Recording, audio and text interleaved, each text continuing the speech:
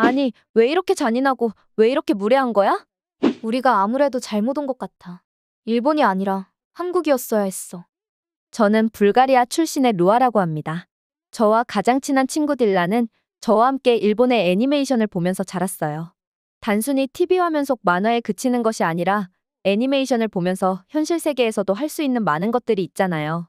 주인공의 복장을 비슷하게 만들어서 입어보는 코스프레나 큰 광장에 모여서 그런 사람들이 모여 축제를 만드는 행사 등 서서히 일본의 문화에 빠져들었던 것 같아요. 불가리아는 재미있는 TV 콘텐츠가 매우 적어요. 때문에 해외의 드라마나 TV쇼가 인기 있는 편이에요. 부모님 세대는 한국의 드라마를 즐겨보고는 하셨지만 저희와 같이 어린 학생들은 자막을 읽어야 하는 어려움, 그리고 그러다 보니 화면에 몰입할 수 없는 부분 때문에 드라마를 잘 안 보게 되었죠. 당연한 이야기예요. 그리고 일본의 애니메이션은 불가리아어로 완벽하게 더빙을 해서 방영을 해줬어요. 보기 편했던 부분과 안 그래도 재미있는 만화를 현실 세계에서도 코스프레와 각종 축제에 참여하며 즐길 수 있는 매력적인 문화 콘텐츠였기 때문에 저와 딜라는 일본 애니메이션에 아주 깊게 빠졌습니다. 신작이 나오면 챙겨보기도 했고요. 나중에는 넷플릭스라는 아주 좋은 플랫폼이 나와서 수백 편 이상의 일본 애니메이션을 접할 수 있었어요. 어릴 때부터 좋아하던 일본 애니메이션의 영향을 받아서 일본어도 배우기 시작했고, 아주 유창하지는 않지만 기본적인 의사소통은 되는 수준까지 발전했어요. 정말 만화를 보면서 일본어를 연습했다고 해도 과언이 아니에요. 좋은 스승이 따로 없었죠. 그렇게 저와 딜라는 고등학교를 졸업하고 사회에 발을 디뎠습니다. 만화를 너무 보느라 공부에는 소홀히 했다고 말씀하시면 부정할 수는 없어요. 공부하는 거리가 멀었고 대학에 진학하지 않았고, 저와 딜라는 도요타 매장의 카운터 직원으로 취직했어요. 근처 시내에 새로 생기는 도요타 매장에 채용 공고가 올라왔고 그곳에 이력서를 동시에 냈더니 운 좋게 취직이 되었어요. 오히려 친구 사이라서 뽑아줬다고 해요. 당연하겠지만 일은 열심히 해야 했어요. 그리고 당연히 그렇게 열심히 회사에서 근무하면서 지냈습니다. 절친한 친구와 같이 근무하는 것도 너무 좋았습니다. 보답이라도 하듯 정말 성실하게 근무했습니다. 그리고 매일 퇴근 후 딜라와 함께 식당에 가서 저녁을 먹고 카페에 앉아서 애니메이션을 켜서 보기도 하는 게 삶의 기쁨이었죠. 게다가 저와 딜라가 좋아하는 일본 자동차 브랜드 도요타에서 일하는 것도 저희가 스스로 보기에도 정말 최고로 잘 어울리는 일 같았어요. 그렇게 그곳에서 2년 넘게 근무했습니다. 그런데 코로나를 맞으면서 자동차 판매 실적이 바닥을 치기 시작했고, 회사에서는 걱정이 많았지만 그래도 코로나가 끝나면 다시 판매가 많이 이루어질 것이라며 고용을 축소하지 않으려고 하면서 버텼습니다. 대신 근무 시간을 절반으로 줄이면서 급여는 절반이 되었지만, 그래도 코로나가 끝나게 된다면 아무도 직장을 잃지 않게 되니까 이런 조치를 했습니다. 그리고 직원들도 불만은 없었습니다. 불가리아에서는 엄청나게 많은 사람들이 실직했고 아무런 돈벌이 수단 없이 힘들게 살고 있는 사람들이 주변에 아주 많았거든요. 저와 딜라도 교대로 근무하면서 코로나 시기를 버텨내고 있었습니다. 그렇게 코로나가 끝나고 서서히 경제가 다시 활성화되기 시작했습니다. 회사에서도 큰 기대를 했지만 늘 그 기대와 예측처럼 세상이 움직이는 것은 아니잖아요. 어느새 한국 자동차가 일본 자동차 브랜드의 판매량을 아주 많이 잡아먹은 상태였고, 때문에 코로나 직후에도 예측했던 실적보다 낮은 수치를 보여주고 있었어요. 결국 도요타 본사에서 불가리아에 있는 매장에 인력 감축을 하겠다며 통보를 했고, 일본에서 인사 담당자라는 사람이 각 매장을 돌면서 해고될 사람과 그렇지 않을 사람을 찍으며 다닌다고 했어요.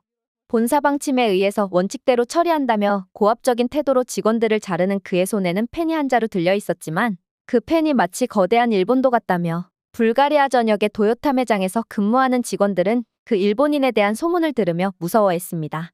이 소문은 금방 퍼졌으며 그 날카로운 일본인 남자의 칼 같은 펜에 불가리아 사람들의 목숨이 달린 꼴과 같았어요.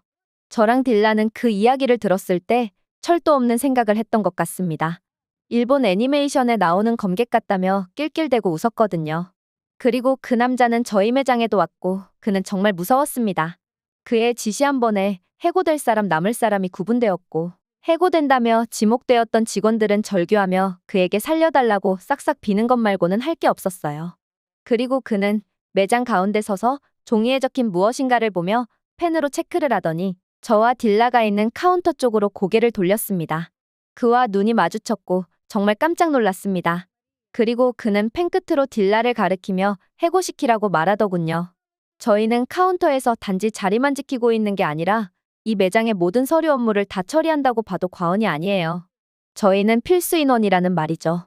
저와 딜라는 당장 그 일본인 남자에게 다가갔습니다. 그리고 딜라를 해고시키는 대신 코로나 때 그랬던 것처럼 반반씩 근무하면 되니까 둘 다 매장에 남아있을 수 있게 해달라고 했습니다. 서류 업무가 많다며 바쁠 때는 돈도 안 받을 테니까 서로 도우면서 일할 수도 있다고 제발 해고하지 말아달라며 정말 싹싹 비는 모습이 되었습니다. 얼마 전 본사에서 온 그 일본인 남자에 대한 소문을 들었을 때 만화에 나오는 검객 같다며 다른 사람들의 심각한 표정을 피해서 몰래 웃고는 했는데 결국에는 그 칼날이 저희를 가리켰던 것이에요. 정말 소문대로 그 남자의 펜끝에 딜라는 잘려나갔고 저와 딜라는 눈물 콧물 다 흘리며 제발 살려달라고 애원했습니다. 하지만 그 남자는 자신은 그저 원칙대로 할 뿐이라며 아주 냉정하게 돌아섰습니다. 갑작스럽게 해고 통지를 받아버린 딜라는 자리에 주저앉아서 서럽게 울 뿐이었어요. 딜라뿐만 아니라 이 매장에서 해고된 사람이 4명이나 됩니다. 살아남은 사람들은 그저 자신이 타겟이 되지 않았다는 안도감에 다른 사람을 위로해줄 여유도 없어 보였어요. 정말 이곳 분위기는 최악이었습니다. 그리고 저도 결심했습니다. 애초에 딜라랑 같이 일할 게 아니었으면 여기서 일하지 않았을 것이고 혼자서 모든 업무를 다 처리할 자신도 없었어요. 이미 5년 넘게 일했던 매장이지만 저는 스스로 사직서를 제출했습니다. 직원들은 저에게 그러지 말라며 만류했지만 저는 이미 마음을 접은 상태거든요. 바쁘고 힘들어도 딜라와 즐겁게 일하며 끝나고 평화롭게 애니메이션을 보는 그 일상을 빼앗겨버린 지금. 여기서 더 일하는 게 의미가 없다는 생각이었죠. 새로운 직원에게 인수인계를 하고 그 매장을 떠났습니다. 그리고 딜라와 함께 일본으로 여행을 가기로 했어요. 사실 고등학교 졸업 후 이 매장에 취직이 안 되었다면 원래는 딜라와 함께 일본에 가볼 생각이었는데 5년이 지나서야 이렇게 기회가 왔던 것이죠. 직장을 잃었다는 슬픔이 있기는 했지만 저와 딜라가 좋아하는 일본에 가서 모든 것들을 다 털어내고 올 생각이었죠. 그러기 위해서 여행이라는 게 존재하는 게 아니겠어요? 들뜬 마음을 가지고 일본 여행을 계획했고 실행에 옮겼습니다. 다른 나라를 거쳐 일본에 가기까지 2차례 경유를 하며 20시간 가까이 걸렸고 중간에 예상하지 못한 비행기 지연이 뜨는 바람에 예정 시간보다 더 늦게 오게 되었습니다. 무려 3시간이 넘는 지연이 있었죠. 하지만 그래도 너무 기쁜 마음이 들었습니다. 일본 땅에 발을 내딛는 순간 저와 달라는 꿈에 그리던 그곳에 도착한 것처럼 날뛰며 기뻐했습니다. 생각보다 오래 걸린 입국 심사를 거치고 시내까지 한 번에 가는 버스를 타고 도쿄 시내로 향했습니다. 그렇게 생각보다 늦은 시간에 저희가 예약했던 호텔에 도착했습니다. 저희는 체크인을 하러 왔다며 일본어로 이야기를 했고 웃으며 여권과 예약증을 요구하는 일본인 직원에게 준비된 것들을 내보여줬습니다. 여권과 예약 번호를 확인한 직원은 컴퓨터로 몇 가지 작업을 하더니 저희한테 입실이 불가능하다고 통보하는 거 아니겠어요? 저는 그녀가 뭔가 잘못 입력했다고 생각해서 다시 한번 확인을 부탁했습니다. 하지만 그녀는 찡그리는 표정을 지었고 저와 딜라는 불친절한 대우를 받았어요. 하지만 그냥 아무런 문제 없이 방에 들어갈 수 있었으면 상관없었습니다. 그러자 일본인 직원은 빠른 말로 레이트 체크인을 신청하지 않았기 때문에 방의 예약이 취소된 것이라며 입실이 불가능하다고 통보했습니다. 규정에는 레이트 체크인에 대한 추가 비용을 지불해야만 이렇게 밤 11시가 넘어서도 체크인이 가능하다며 저희는 일반 체크인으로 예약을 했기 때문에 당연히 노쇼 고객으로 보고 예약을 취소했다고 합니다. 저와 딜라는 일본어를 사용하며 제발 사정을 봐달라고 애원했습니다. 그러자 카운터 뒤에서 더 높은 사람으로 보이는 일본인 남자 직원이 나오더니 저희를 도요타 매장에서 잘랐던 일본인 인사 담당자처럼 단호한 표정과 목소리로 원칙적으로 불가능하고 이미 예약이 취소된 방은 다른 고객이 차지하고 있다며 절대로 입실이 불가능하다며 돌아가라는 말을 할 뿐이었습니다. 너무 화가 나고 억울했어요. 비행기 지연이 저희 잘못은 아니잖아요. 게다가 일본으로 오는 일본항공사의 여객기가 3시간이나 지연한 거란 말이에요. 이런 마음을 다 표현해서 말하고 싶었지만 감정이 올라온 상태에서 일본어로 뭐라고 해야 할지 떠오르지가 않더군요. 저희는 영어도 못해서 정말 의사소통이 안 되었습니다. 불가리아의 집에서부터 지금 도쿄에 오기까지 24시간 넘게 한 번도 누워본 적이 없어서 육체적으로 정말 힘들고 지친 상태였거든요. 게다가 이제 호텔에 다 왔다는 생각에 몸이 긴장이 풀려서 그런지 그냥 지금 서 있는 것도 정말 힘들거든요. 그런데 그렇게 원칙을 고수하며 심지어 저희가 3시간 늦었다고 그 방을 다른 고객한테 줘버리기까지 했다니. 대체 일본에서 통용되는 원칙이 뭔지 답답한 마음만 들 뿐이었어요. 할 수 없이 일단 캐리어를 끌며 그 호텔 밖을 나왔습니다. 저는 주변에 새로운 호텔을 예약해보려고 어플을 켜고 방을 찾아보고 있었고요. 딜라는 이미 정신적으로 다 무너져서 아주 힘들어하고 있었어요. 최근 직장에서 해고당함과 지금 이렇게 여행을 와서도 불친절한 대우를 받아버리니 딜라가 힘들어하는 것은 당연해요. 저는 무너지면 안 된다고 생각하면서 마음을 다잡고 이 문제를 해결해야 했습니다. 미리 받아둔 일본의 호텔 어플을 켰습니다. 그리고 근처에 빈 방이 있는지 찾아보기 시작했습니다. 하지만 그 어플에서 새로 예약을 하기는 쉽지 않았습니다. 하나같이 빈 방이 없다고 나왔어요. 그렇게 길에서 한참을 서서 핸드폰으로 방을 뒤져보고 있는데 지나가던 일본인 여자 한 명이 무슨 일이 있는 거냐며 말을 걸어왔습니다. 저는 그녀에게 저희가 처한 상황에 대해서 설명을 했고 그녀는 저희를 안타까운 눈으로 바라봤어요. 그리고 지금 어플로 그 어떤 호텔로 예약을 할 수도 없어서 밖에서 이러고 있는 것이라는 상황까지도 설명했죠. 그녀는 제 말을 다 듣더니 안 그래도 이 호텔에서 종종 들어가지도 못하고 쫓겨나는 사람들이 있었다며 자기는 벌써 이런 상황에 처한 외국인들을 몇 번 도와주었다고 말했습니다. 일본에서 핸드폰을 통해서 급하게 숙소 예약을 하는 것은 불가능하다며 여기 일본에서는 하루가 다 끝나가는 시점에는 방이 있어도 다 만실 처리를 해놓고 그것을 내일 아침이 되어서야 풀어놓는다며 실시간 예약이라는 어플 취지에 맞지 않게 다르게 운영되고 있다고 해요. 유난히 일본 호텔들이 그러는 경향이 강하다며 저기 앞쪽으로 조금 더 걸어가면 호텔이 보일 텐데 카운터에 가서 방을 달라고 하면 방을 내어줄 것이라고 했습니다. 그리고 그녀는 자신의 집 방향과 같으니 자신을 따라오라고 하더군요. 그렇게 그녀와 호텔까지 10분 정도 동행하게 되었습니다.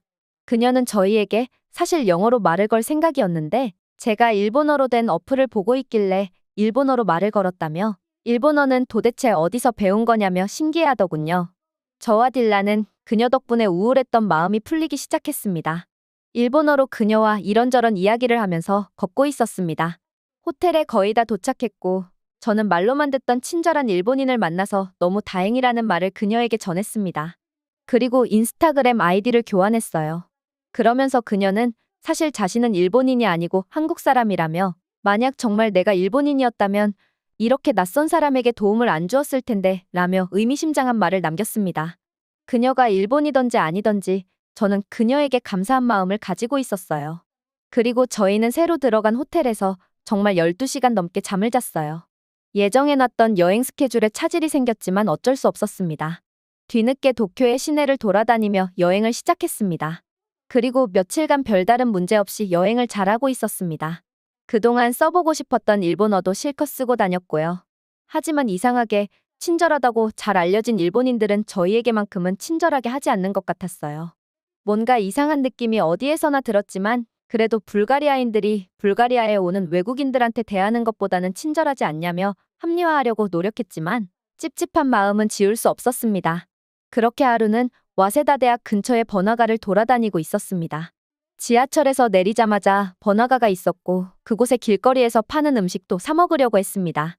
가방에서 지갑을 꺼내려고 했는데 지갑이 보이지 않았어요. 아무리 찾아봐도 지갑이 없었습니다. 딜라는 방금 지하철에서 표를 찍고 지갑을 제대로 간수하지 못한 것 아니냐며 빨리 그쪽으로 뛰어가자고 말을 했습니다.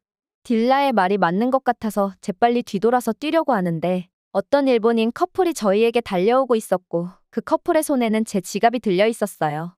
저는 그 일본인 커플이 떨어진 제 지갑을 주어서 저한테 찾아주기 위해 쫓아온 상황이라는 것을 알 수 있었습니다. 저는 일본어로 감사 인사를 표시했고 사례를 어떻게 해야 할지 모르겠다며 일본어로 말을 건넸지만 그 커플은 저희의 말을 못 알아듣는 듯 했습니다. 그들이 하는 말과 분위기를 보니 일본인이 아니었죠. 차림새도 관광객 같아 보였어요. 저는 영어로 땡큐라고만 반복해서 말했고 그 커플은 그냥 미소 지으며 인사하고 돌아갔습니다. 그들이 돌아가고 생각을 해보니 그 사람들은 한국인이 아닐까 생각했습니다. 저는 그날 저녁 인스타그램으로 저희가 처음 일본에 온 날 저희에게 도움을 주었던 그 한국인 여자에게 메시지를 보냈습니다. 간단한 안부 인사와 함께 저희가 오늘 길에서 겪었던 일들과 일본인들이 생각보다 친절하지 않다고 느꼈는데 왜 그런 것인지 궁금증을 해소하기 위한 질문을 남겼어요. 그런데 그녀는 충격적인 말을 하기 시작했습니다. 일본 사람들은 영어를 쓰는 외국인들에게는 친절하지만 일본어를 쓰는 외국인들에게는 반말은 기본이며 무시하는 대우를 한다고 하더라고요. 이유는 모르겠지만 자신도 때로는 일본어를 사용하지 않고 영어를 사용하는 경우가 있을 만큼 일본에서는 일본어를 사용하는 게 매력 있는 게 아니라는 충격적인 말, 그리고 오늘 지갑을 주워준 경우도 일본인들이라면 그냥 지켜만 보고 있었을 테고 한국인이니까 주워서 가져다 준 거라며, 일본인들은 거친 절에는 능할지 몰라도 정말 중요할 때는 도움을 주지 않는다며, 너무 큰 기대를 하면 상처 입기 마련이라며 남은 여행 잘 마치고 돌아가라는 인사말을 남겼습니다. 저와 딜라는 그저 일본의 이미지만 믿고 왔다가 어떻게 보면 당한 경우에 해당하죠. 그 뒤로 저희는 영어를 매우 못하지만 어디를 가서든지 일본어를 쓰지 않고 영어를 쓰려고 노력했어요. 그리고 정말 그때는 일본인들이 친절하게 대해주더군요. 오히려 일본어를 쓰면 더 잘해주는 게 당연한 것이 아닌가 싶지만 도무지 알 수 없는 일이죠. 그리고 일본을 떠나며 그녀에게 다시 한번 감사 인사를 전했습니다. 그녀는 언젠가는 한국에 꼭 놀러와 보라며 정말 멋진 여행이 될 거라는 말도 남겼습니다. 그리고 언젠가는 한국에도 꼭 가보려고 합니다.